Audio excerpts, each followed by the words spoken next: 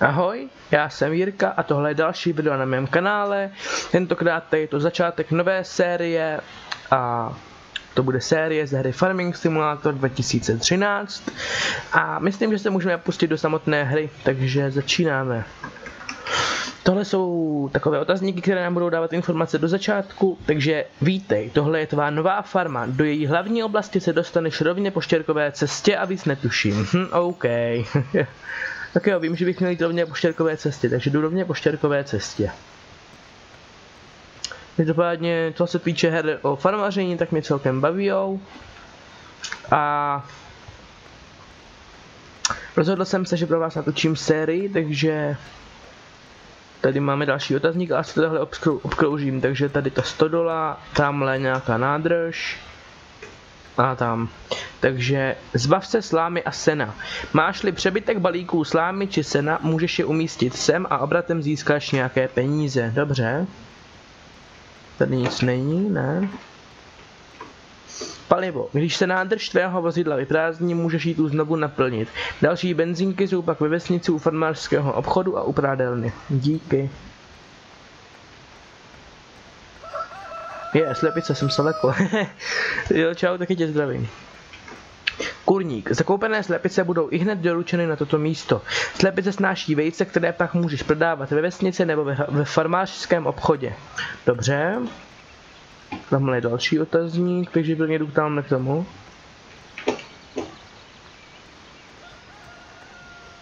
Tady to vypadá, že nejsou další otazníky. Sila, pardon. Tato sila slouží pro dočasné skladování tvých komodit. Naplněný přívěs můžeš vyložit najetím na vykládací bod. Jakmile budeš v pozici příhodné pro vykladání, zobrazí se vpravo příslušný symbol. Chceš-li naopak naložit komoditu do skladu, umístí přívěs pod odpovídající silo. Přívěs se bude naplňovat, dokud nebude plný, nebo pokud nebude sklad prázdný. OK. Fajn, chápu.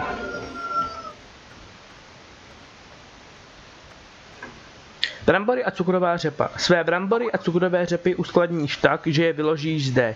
Přívěsy naopak naplníš pomocí dvou dopravních pásů umístěných u zadní části budovy. Tak, přesuneme se dál. Vypadá to, že tady je další. Osivo. Máš-li dostatek peněz, můžeš své secí stroje doplnit u těchto palet. Stejné palety rovněž najdeš u zahradního centra a farmářského obchodu. OK, díky za informaci. Hnojivo. Dojedeš-li k této cisterně, naplníš své rozstřikovače a rozmetače hnojivem. Během toho naplňování se z tvého účtu postupně strhávají peníze. Podobné cisterny najdeš i v zahradním centru a u farmářského obchodu. OK. A ještě jsem tady někde viděl jeden otazníček. Podívám se, ale já myslím, že byl někde tady blízko. Jo, tamhle už ho asi vidím. Doufám, že to bude otazník.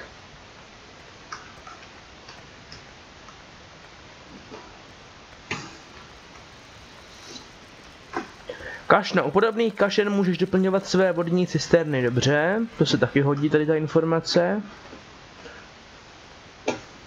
Myslím, že víc určitě tady není. To by bylo vidět. Tak přesuneme se dál. A myslím, že můžeme pomalu, ale jistě začít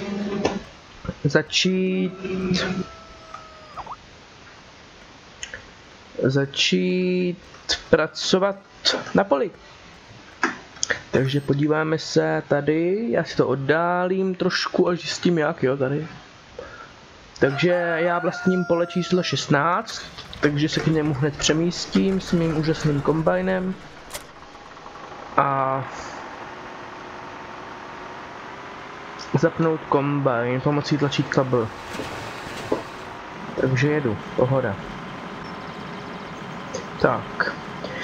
Jinak, co vám říct v téhle hře?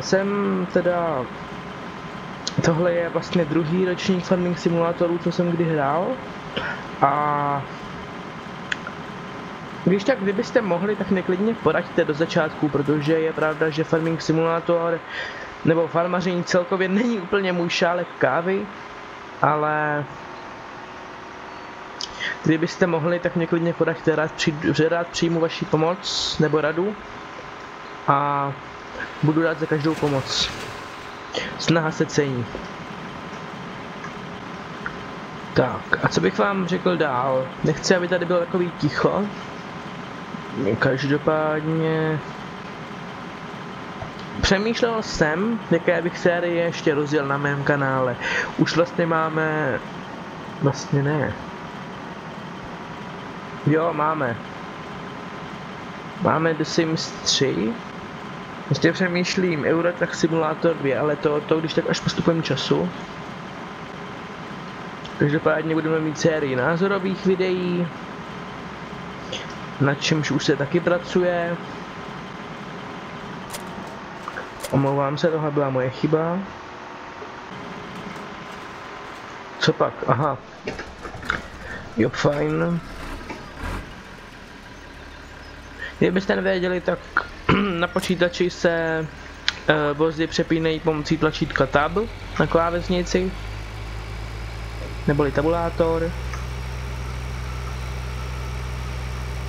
A to už bylo celkem nečekané, já jsem úplně zapomněl, že tady se vlastně může ten kombajn přeplnit, ale ne, tak to je jako, to by docvaklo každému asi, že? Takže moment, jak se...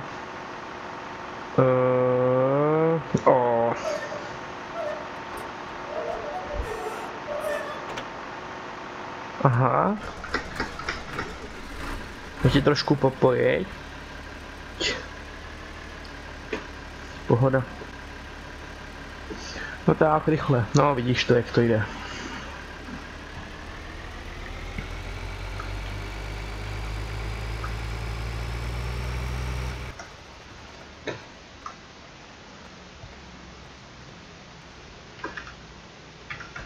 Tak. Vrátím se zpátky trošku.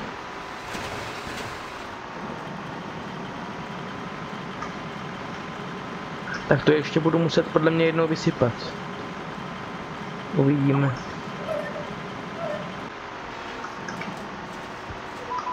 Lákadlo pro chobot. Odvážný slon se dal na útěk a jeho majitelé se ho teď snaží vylákat zpátky z lesa. Dovez jim několik beden buráků. Aha. Časový limit 2 minuty 40 vteřin, odměna $6500. Požadované vybavení přední plnění svídlicí na slavníky. Omlouvám se, nemám. Tak. Ještě asi čtvrtka, no, dejme tomu půlka. Tak. A upřímně by mě potom zajímalo, jako co bude následovat dál. Po tom sekání, protože vůbec netuším, co přichází na řadu po kombajnu.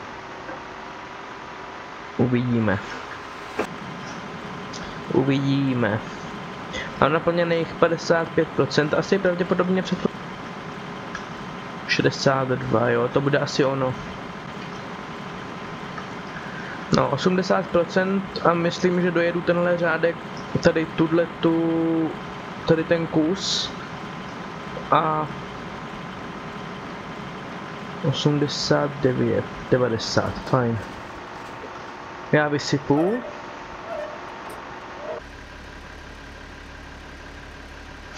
Máme 7 hodin 50 minut. Zatím to vypadá, že máme slunečno. Jo, dejme tomu. Já to s dovolením zaparkuju tady, jestli vám to nebude vadit, jo. Já mám pořád omylem mačkám F místo E, tyjo, přiletu si tu nějak s našlupováním a vystupováním asi v jiný hře. Já vím, že F jsou světla, ale no, třeba v GTA 5 se nastupuje F, tak se to asi pletu s GTAčkem, je to možný.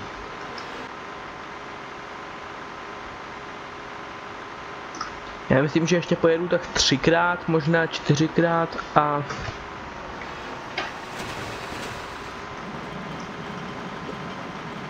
pak už bych se mohl pustit do další práce.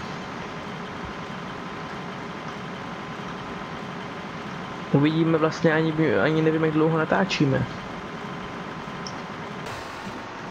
Zapl jsem žací stroj a jedeme dál. 50%, tak to je super, já si naplním 3 kamiony, 3 kombajny, to je super. To je vážně dobrý. Tak, já se omlouvám, že jsem tak hrozně dlouho potichu, ale upřímně, teďka jsem dlouho nenatáčel vlastně naposledy streamy a teďka to informační video, takže mám pocit, že prostě jsem takovej nervózní trošku. Omlouvám se všem divákům. Tak. Dám si trošku doprava a teďka se otočím takhle doleva. A ono to i celkem vyšlo. Takže fajn, já myslím, že pojedu ještě tak 2krát tady tu řadu. Tady jakoby tady to pole, no. A ještě budu muset jednou sypat. Tak doufám, že aspoň dojedu tady ten řádek.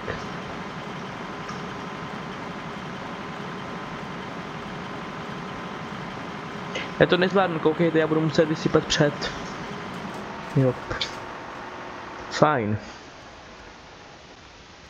To je super, vidíte, já prostě jdu a najednou rozsvítím, to je super, to je jako, to asi nedomysleli tady v té hře. Jako nevím, no. Traktor se sekačkou nebo Amazone Profi Hooperem. Trávník v severovýchodní části kempu se vymknul veškeré kontrole a je potřeba ho zkrátit co nejdříve to bude možné.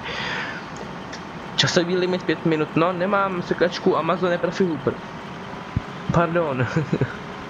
Nemám, bohužel.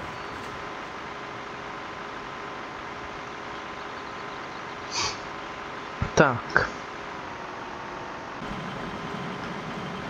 Já myslím, že po dosekání tohohle pole už bych mohl ukončit dnešní první epizodu. Takže uvidíme. Třeba se vám bude první epizoda líbit a... nebo taky ne. Dámy a pánové, doufám, že se vám první epizoda nové série ze hry Farming Simulator 2013 líbila. Pokud se vám líbila, nezapomeňte mě ohodnotit palcem nahoru nebo odběrem nebo sdílením tohohle kanálu. A díky moc za zhlédnutí tohohle videa. Ahoj!